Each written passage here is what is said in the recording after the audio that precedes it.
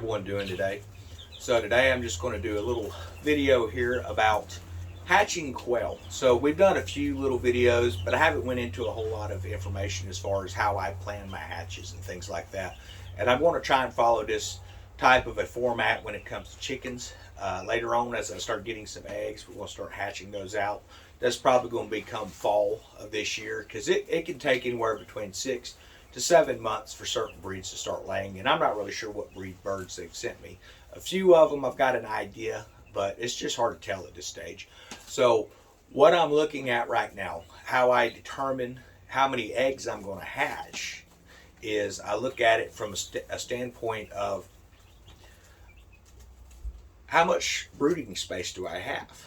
You know, that's the main important question when you're hatching anything, is what does your brood space look like? So if you're just using a small cardboard box, is what I've used in the past, I try not to have more than maybe a dozen birds at a time in that hatcher or in that brooder. And the reason for that is you don't want them to grow out of their area. And the smaller the brood area, the nastier it's going to get, the quicker it's going to get that way. So now that I have this large brood box set up in here, this is just it's a plastic Tupperware. You can see it in some of the videos with the chicks, and I've got quail in there brooding as well. I picked it up on Amazon. I don't remember how much it cost or even what the link was, guys, but you can find them anywhere. It's just a big yard bin is all it is. You keep it in the yard, or you can keep it in your shed. And I'd originally got it to keep like my bee suit and some of my bee gear and things like that in it. But since with the barn or the shed, I've migrated that stuff in, and it's had this big box sitting empty. So it's working pretty well as a brooder. And the cleanup on it is so much easier. So in the past, using the cardboard box, I'd use just training pads for dogs laid in the bottom. And that seemed to work well. But you're changing that pad at least once a day to start with. And by week 1, after week 1 has finished, you're changing that thing 2 or 3 times a day. And the puppy pads are not cheap. So the easiest way that I've found by researching online, and this information comes from Stony Ridge Farm. You can find them on YouTube. But he uses his boxes, and then he uses the large pine flakes, which is what I'm using right now. And as they mass a layer, you just add another thin layer of pine shavings. And what that does is it covers up the poo and stuff like that. But it'll start composting in there. By the time those chicks are ready to come out, it's going to be ready to compost. So it's just really a great idea. So that's kind of what I'm going with on this set of brood here with these chickens. So to determine how many birds I'm going to do now, so I've broke down the square footage, square inches, and things like that. When it comes to quail, when you're brooding them, it's a little different than keeping them in a pen. So you need, for a quail that's in brood, they're not grown out yet, you're needing a half a foot. That's 6 square inches, okay, per bird. And now I'm not going to fill this thing full of quail. It's just not going to happen. But there's more than enough room in here for 40 quail at one time with this box. So I have 2 incubators. And what my plans are is to incubate 20 eggs in each incubator. And I'm going to do those simultaneously. So you can collect your eggs for up to 7 days. After the 7th day, they're going to lose viability. They're going to start going down on your hatch rates and stuff like that.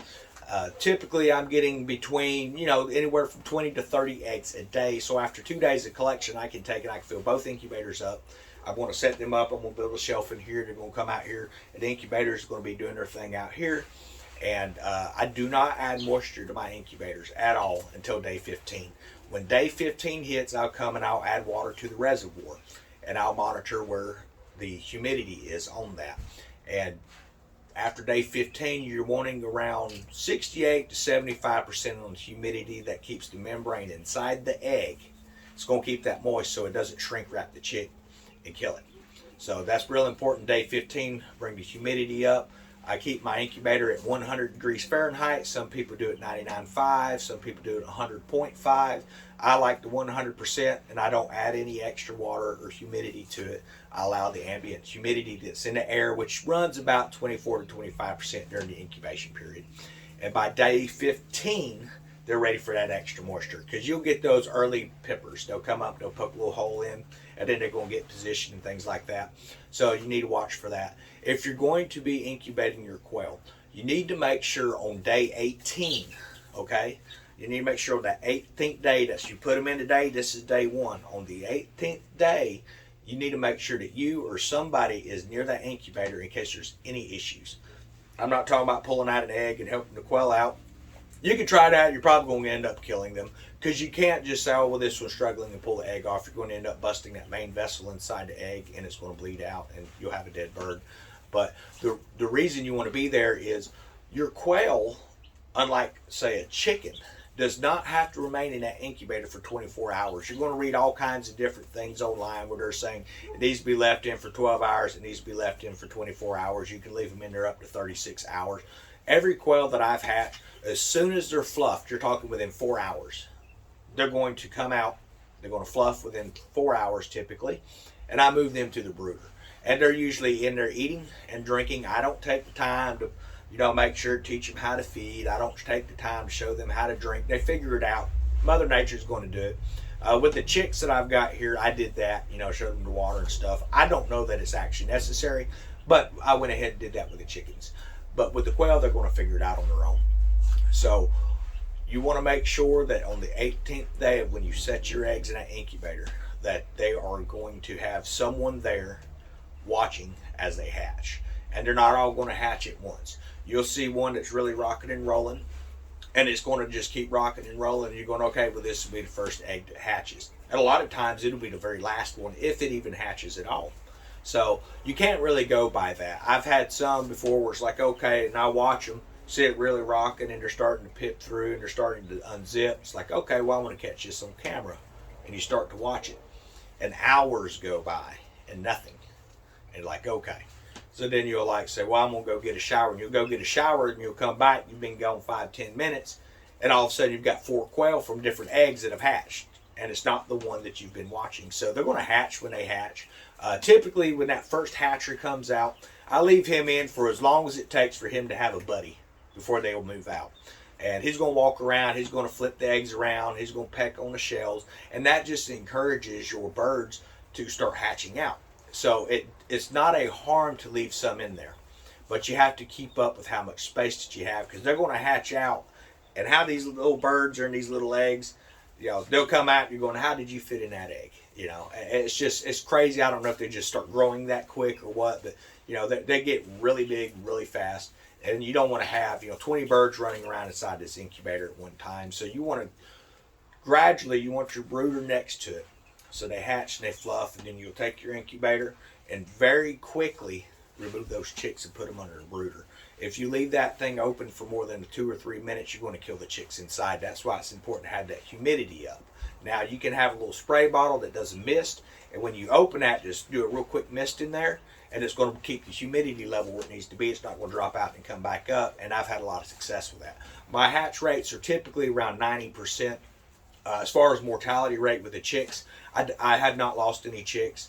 The only time I ever lost any chicks during a hatch is when I would go and I would assist them out of the egg. And I don't do that much anymore now. If I'd seen this one pip and he hasn't come out within 24 hours, then I'll check the egg, candle it. Is anything moving? If it is, and he's in hatching position, but he's just having some problems, then I'll remove the top layer of egg and he'll pop out himself. But if you go the moment you see him pip and you try to open that egg, there's a blood vessel that runs around that egg, and you're probably going to bust it and you're going to lose your chick. So those are just a few tips. But my plans here in the future are get both incubators out here. We're going to be doing about 40 chicks at a time. The reason I'm doing 40 chicks at a time, I can get 2 hatchings, okay, which will technically be 4 batches of chicks because the 2 incubators. So you're looking at about 80 birds a month, roughly. Now, eventually that's going to catch up, and it's going to create a meat source, okay? And it's going to be real simple and easy. Typically what I do is if I'm like wanting to add some layers, I'll sex them out. I don't deal with common brown range quail at all. They've been highly aggressive with the flock, so I've weeded them out. They still do get a few inside the hatch. That's just in their bloodline. but there'll be completely brown with some black speckles. I don't keep those with my flocks; they're too aggressive. They always pulling every feather out of a bird, and it's just easier not to deal with them. Plus, you have to vent sex them. A typical quail, if you see the light kind of a cream colored breast and it's got speckles, it's going to be a female. If it's got a rust colored chest on it, that's going to be your males. And typically around 9 weeks I look and I'll cull my males. And you need to really pay attention to what you're doing, because some of those light breasts, they'll actually start to turn copper looking. So that's when you kind of get into vent sexing a little bit. But I'll keep some hens if I want to increase my number of hens. I don't imagine I'm going to really do that this year too much until fall. Most of the quail that we're going to rear up here in the next few months, they're just going to be for, butchering out and providing food on the table and stuff. So my chickens, on the other hand, I had ordered some broilers and the Red Rangers, depending on who you order it from. And unfortunately, when they got here, they had gotten hung up in snow in Pennsylvania, and it was like 7 or 8 days later they actually made it to the post office. So they were all dead. I'm not going to order any more birds online like that. That's not blaming the hatchery. It's not really blaming the post office. But I don't want to run the risk of losing the birds. There's plenty of local suppliers that get them in bulk. Now, I'm sure they lose birds ordering them that way, but at least I don't have to see a box of dead birds that way. But, if you have questions on quail, definitely ask. So this is one of the things that, aside from the honeybees, I shot toward the quail direction. I've learned a lot in that. And the most commonly asked question about quail is, well, how many quail do you need to sustain, a family? Well, it's going to depend upon the size of your family. So my family size is 2. I got me and my dad. My dad lives with me. So I know that I need to be producing. I like to do, for myself, I do 3 quail eggs for each chicken egg. For him, he likes 4 eggs, 4 quail eggs for each chicken egg. So we're looking at 8 eggs for breakfast for him, and I'm looking at 6 for me. So if you do the math on that, you're going to want to have about 14 laying hens that are laying consistently. Well, quail are pretty good about laying every day, but sometimes they'll skip a day. So you need to have about 20 to 22 laying hens, which is going to give you extra supply of eggs. Now, myself, I want to take it a step further, and I like to pickle my eggs, and I'm getting into canning the eggs. Some people say you can't can eggs. They do it, and they sell them in the stores. So I think you can can them.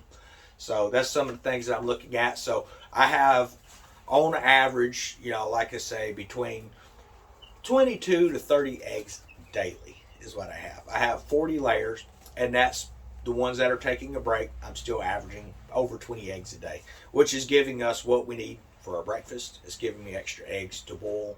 Now, what I do is I don't boil the eggs the day that they're laid. I actually wait about 5 days. I put them in a little pack, and I set them on the counter for 5 days. If you boil a freshly hatched egg, it is really hard to peel them. And I've gotten to where I don't even deal with the shells anymore. So when I finally do boil them up, I'll typically get 100 eggs up over a period of 5 days. That's outside of what we're eating. That's what's left over. And I'll take and I'll boil all those. And you want to stir the pot while you're boiling. It takes about 4 to 5 minutes to hard boil those eggs. And take all the eggs, wash them off real good after they're boiled, place them in a glass bowl, and I'll put where there's about a ½ an inch worth of white distilled vinegar inside that bowl to cover the eggs. Now the eggs are going to start floating up, doing all kinds of spinning. You're going to see little bubbles on it. They're going to spin. And you need to keep an eye on it, because what they're going to do is all the spots that are on those eggs are going to lift off like a brown froth. And you want to dip that out with some kind of little screening tool or whatever, and just throw that sloth into the garbage. Then give it about 4 hours from that period. And the eggshell should be dissolved. If it's not completely dissolved, it's dissolved enough where it's still going to be easy to peel. And you just peel that membrane off. I've got some videos up of peeling them membranes off, and I can peel out, between 50 and 100 eggs in between 5 and 8 minutes. Now, before, when I was just trying to peel the egg shells off like you would a chicken egg, it was taking 5 to 8 minutes per egg. And even then you get to that last part and you'd rip the egg. Well, if you rip the egg, you cannot can it. You shouldn't pickle it. And the reason why is because that vinegar and things like that you're using inside your pickling agent is going to react with the sulfur content that's inside the eggs. So there's going to be all kinds of chemical stuff when you start doing that. So you need to make sure that egg is perfect. If it's not perfect, don't bother canning it, just eat it. So that yolk is going to start to decompose, and it's going to react. It's going to cause a sulfuric type reaction and stuff like that. From what I've read, I don't know. I've not had that issue, but I don't use broken eggs. So that's just some little information for everybody. If you want to know more about brooding the quail, there's just not a whole lot of information that has to be given. So the birds are going to take care of themselves. What you need to do, make sure they have a heat source, somewhere to stay warm. You want to make sure they have clean water daily. So I actually have a few of these. Let me grab this. I have about 6 of these water stations here, okay? And right now where I'm brooding the quail and the chicks together, I only keep one of those in the box at any given time. The reason for that is I have a lid that I lay in there and it's nice and level so it doesn't dump. If that thing gets out of whack and it's not level, it's going to pour all your water out into your brood station. They're going to get wet, they're going to get cold, and you're going to lose birds. So I do one at a time. I check it periodically throughout the day. And as it starts to get low, I don't let it run empty. I'll pull it out and I'll set another full one in there. And I'll monitor that thing for at least 10 minutes. Make sure the birds are drinking out of it, because they're going to come up and get on that little lid platform to drink, and you don't want it shifting and dumping water out. So you need to really pay attention to that. As far as the food, the first 2 or 3 days, I try not to put too much food in there. The reason for that is they're not going to eat a whole lot for the first 2 or 3 days. Typically about day 5 is when they really start to hammer their feed. So you can monitor, add a little bit, watch them. If they eat it all real quick, add a little bit more. You'll learn I use a 1/3 cup measuring spoon, and you just put 1/3 of a cup. They eat it real quick. You want it to last them a while. So I typically feed in the morning and in the evening when they first start off. Once I get an idea of how much they're eating and how many birds that I have, for 12 quail, I could put a cup in, and they're going to eat in the morning. They're going to eat in the evening before I go to bed. So they get 2 cups a day for 12 quail. That may seem like a lot, or it may not seem like a lot, but that has been working for me. As far as how long a quail stays in a brooder, it's different than a chicken. They are small, as you can see in some of the videos, but they feather out. Like these are just starting to look like little white tips popping out, and it almost looks like little briars on them. But they're now starting to feather. They start to feather a couple days after a chicken will, but once they start, it takes off. So here in the next couple days, this little heat lamp is going to be removed, because we're going to get out of this cold snap, and it's going to get a screen top on top of this box, because quail will fly out. They'll shoot straight up in the air. About 2 weeks is when they start flying, and you do not want to be chasing quail. Trust me, it sucks. When you move them outside of your brood, if they launch up out of your box that you're carrying them, you better have a net. I keep just some bird netting, and I keep some sticks around it. That way, if they do that, I can just toss it over into the land lightly. Don't hit them with it, but land it lightly on top of the bird, and you can come up and get them. That's the only way I've learned how you're going to catch a quail. Otherwise, you're not going to catch them. Now, will they do like a chicken and return to the coop? Some people say no. Some people say yes. I had one quail that actually got out, and it was 3. Caught one as they exploded up out of the box. I caught one, then grabbed the other one, and by the time I turned around to get the third, he took off through the bushes. And I was like, well, I guess I'm just out of a quail. And I'm looking around. I ended up getting my brother to come out and help look. His wife came out. We looked, could not find this quail anywhere. It's like, well, this sucks. Well, the next evening, or the next morning, we come out, and this quail had actually come to that coop because he heard the other birds. So it could be a situation where he comes up, but we have a lot of feral cats here, so I'm really surprised the cat did not get this bird. It worked out really nice. So now what I do is I make sure that my box is inside their coop when I open the top, and I slowly remove them. I don't hold the box outside the coop and move them one at a time, because they're going to explode up out of the box. That's just the way they are. So within 3 weeks, I typically move my quail, who were fully feathered at that phase, out to their brood. Now, chickens, from what I'm reading, may need to brood anywhere between 4 to 8 weeks. I mean, that's twice the time on a quail. So by the time your chickens are getting ready to move out of a brooder, say if it's a breed that takes 8 weeks, you're already getting ready to butcher the quail that have come out. So it kind of works out to a situation where, yes, quail develop quicker, they start laying quicker. You're going to get more meat from a chicken. If you have good laying hens, you'll get more egg as far as the size per day than you would a quail. But if you have a massive amount of quail, like basically like I've got, it goes a lot quicker. You have plenty of eggs and things like that. So that's just kind of what you need to determine if you're going to do quail and you're going to do chickens. So now I've been doing these chickens now. It's been, see, Friday will be 1 week. So tomorrow will be 1 week. They turned a week old yesterday where they came through the mail and all. And they're about the same as far as you don't really have to mess with them too much. Now, baby quail, you can stick your hand in, they're going to jump up in your hand and they like to be rubbed a little bit. And maybe that's the case for most people with chickens. The chickens I've got, these chicks in here, they don't like to be touched at all. So I come in when I get up in the morning and I want to check, make sure that they don't have pasty butt. There's a couple of them that still had that issue yesterday. I checked them today. I didn't see any problems, but I'm going to continue to check them at least for the first week to make sure that this is not going to become a problem. If it does, I've already planned on using this. It's called Corid. I don't know if you can see this. And this is going to help if there's something causing pasty butt. Typically it's stress, from what I've been researching, just for being shipped. So I think that's what the issue was. None of the birds actually seemed sick. So I just wiped their tush off. And the way you do that is get you a bowl of lukewarm water and a rag. And you just wipe your tush off. And now it's going to be caked on. It's going to be hard. That's why you're using warm water. And you just hold your chick gently. And plus that, you don't want it soppy, runny water, but it does need to be wet. And you just hold it against her butt. And it's going to loosen the stool. And then you're going to slightly, with the towel, just kind of take and rub it, the poop between your finger lightly. You don't want to be pulling on it and stuff like that because you're going to rip the chicken skin off. You're going to pull them little downy feathers out. You're going to end up killing your bird. So you just very gently do that. And you clean the vent and things like that. So it seems to be going pretty well so far. I don't have that issue with quail. Maybe that's because these chicks were shipped. You know, I don't know. We'll see if there's a difference when we actually hatch our own here in a few months when they start laying. We're going to find out. As far as, you know, which ones are roosters, which ones are hens, I have no idea. I have looked online, and I've got some buddies that actually have farms and things like that up in Indiana, and sent pictures, and they're like, you know, you can't really tell at this stage. You can check the wings, but that's not always 100%. They're too small to vent sex, and they don't even vent sex their birds that they keep.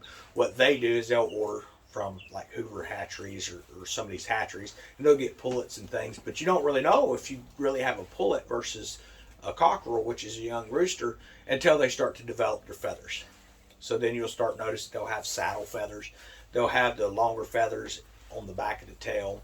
They'll have the cackle feathers coming off the neck. At that point, you know what you have. And they said you can't really go by if a rooster or if a chicken is crowing, because they have hens that crow just like a rooster. And they're like, okay, so we have a rooster, and then next thing you know, that bird's laying eggs. So it just depends on what you find out with your birds. But hens typically do not have saddle feathers. They don't have the longer feathers on the tail, and they don't have the cackle feathers on the neck. So that's about the best way to look. You can't tell by the comb size or the wattle size, because different breeds have different types of things as well. So I just wanted to make this little video for everybody if you're looking at getting into quail. Now, for me, a meal size on quail, if you're looking at how much food do I need, you know, a meal size just for the quail, I like 2 to 3 on my plate. They're a small bird. They're really tasty. 2 minimum, 3 would be my max. Anything more than that, you're just kind of wasting. I mean, it's kind of glutton at that point.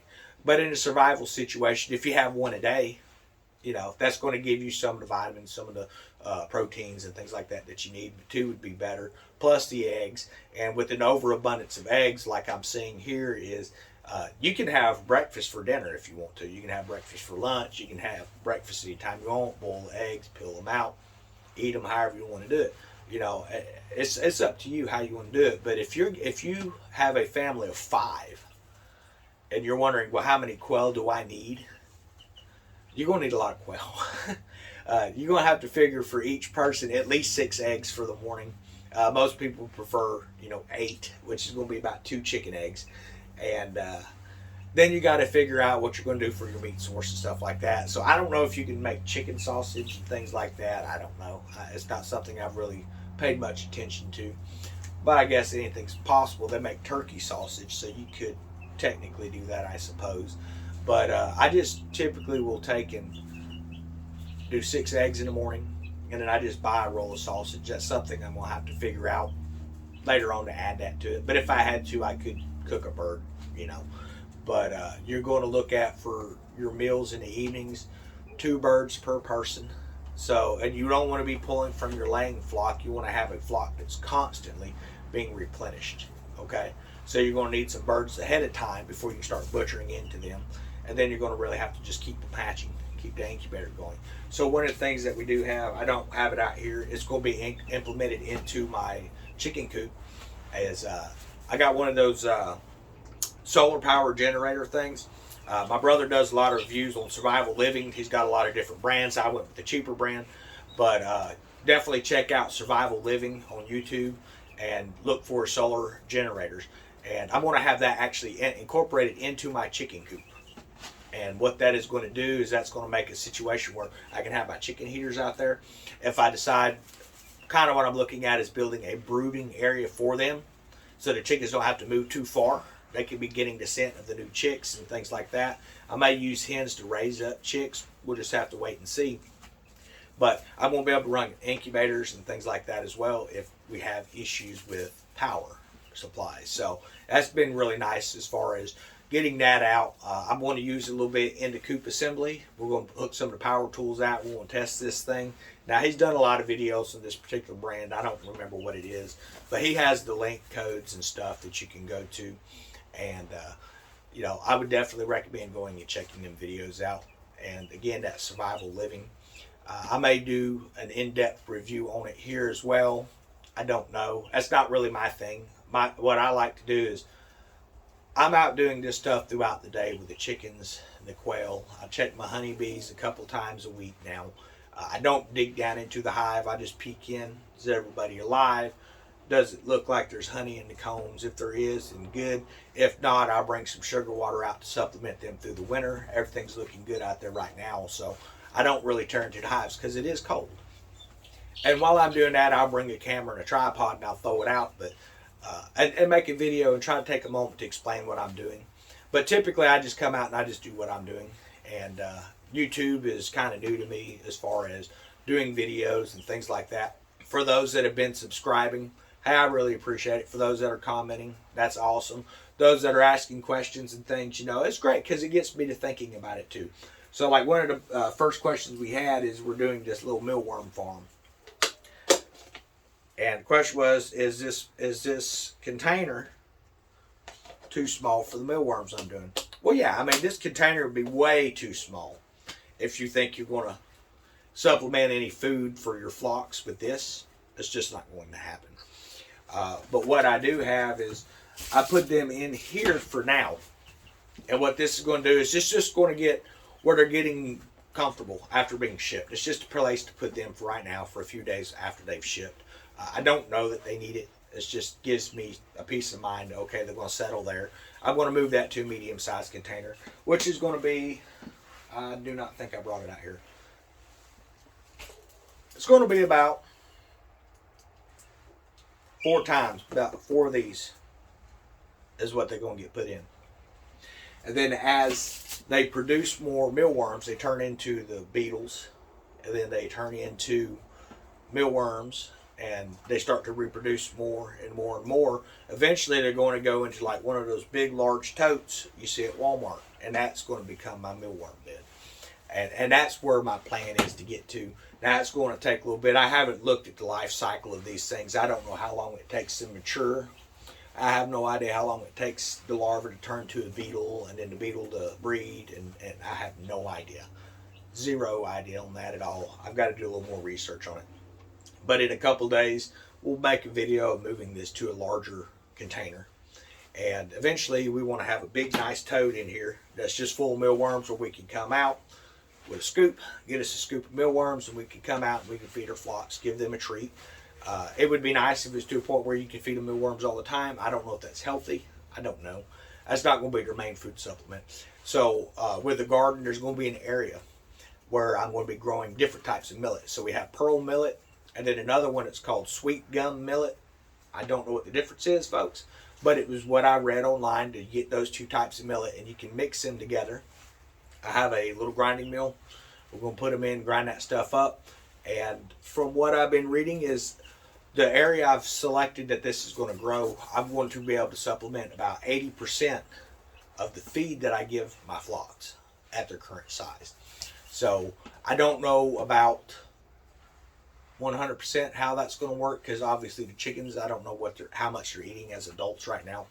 I'm just kind of looking at what the quail are eating, and I'm multiplying it by 2. But you got to keep in mind, I've got, sorry about that, guys, but I've got about 50 quail roundabout right now that are breeding and laying. And I typically go through a 50-pound bag, depending on the feeding that I'm giving them. I go through a 50-pound bag about a month to a month and a half. So I have 11 chicks in here. I ordered 10, they sent me 11. All 11 are doing great. Now, I'm expecting at least half of that to be roosters. So a lot of those are going to get processed and turned into table food. I will keep a rooster and I will keep some hens, and we're going to start trying to increase our flock. But I don't expect that I'm going to have more than 5 laying hens and a rooster at any given time.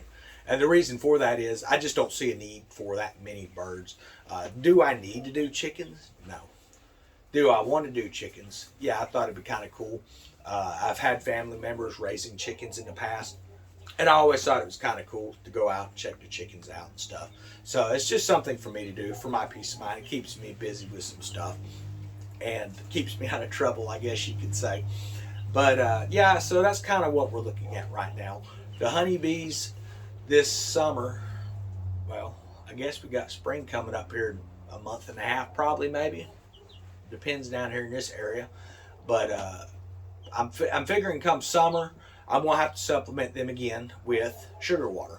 I had to do that last year because of the dearth, the summer dearth. Now, I'm hoping that with the plants that I'm growing, and I'm trying to plant some flowers and stuff that are good for heat, heat tolerance and stuff, that it's going to make it so those bees have something to feed on. I don't really know. I know last year it was pretty much killing everything that was growing out here, and I was having to supplement them like crazy come summertime. And then right toward the end of summer, when it starts to cool down again, they just took off on honey production. So that's something you need to look at if you're doing bees and stuff.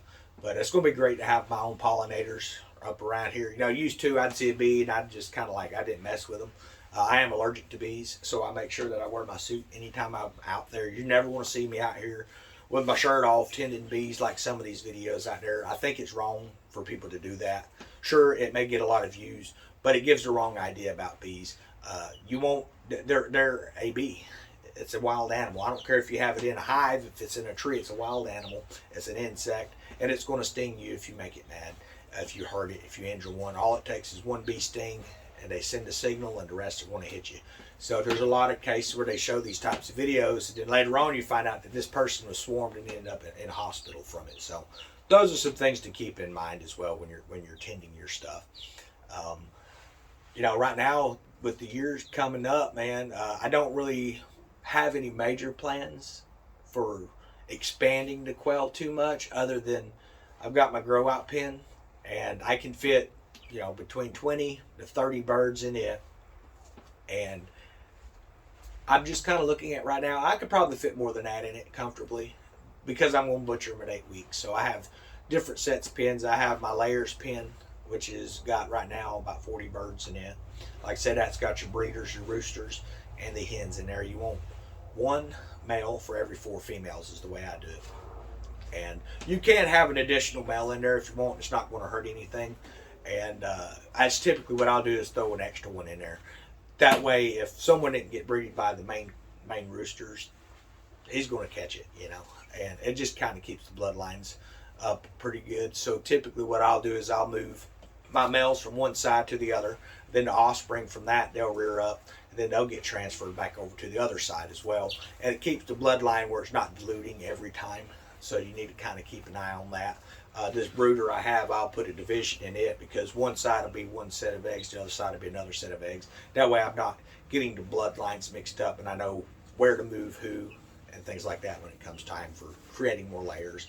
So everyone have a great week. I hope this video has been informative to you. Like I said, I don't really know how to do personality stuff. You know, most people, I guess, enjoy the videos. I'm not this serious typically. You probably can see it when I'm doing some of the goofy stuff, but usually I'm just kind of like, you know, wired type stuff, you know, having fun, enjoying what I'm doing, joking around and stuff like that. But I try to cut some of that out for the people that enjoy watching the video straight to the points and stuff. And I know I can tend to ramble like I'm doing right now, but everyone have a great weekend.